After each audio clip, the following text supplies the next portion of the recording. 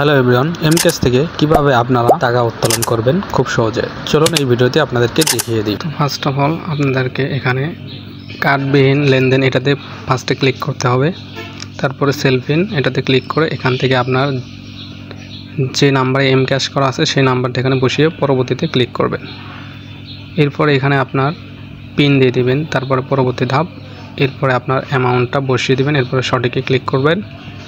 দেন এখানে আপনার যে ফোন নাম্বারে এমক্যাশ খোলা আছে সেই ফোন নাম্বারে একটা ওটিপি যাবে, সেই ওটিপিটা এখানে আপনি বসিয়ে দিবেন। 2-1 মিনিট সময় লাগবে। তো এটা কিন্তু অন টাইম, এটা আপনারা বসিয়ে পরবর্তী ধাপে ক্লিক করবেন। এরপরে এখান থেকে আপনি হ্যাঁ দেবেন।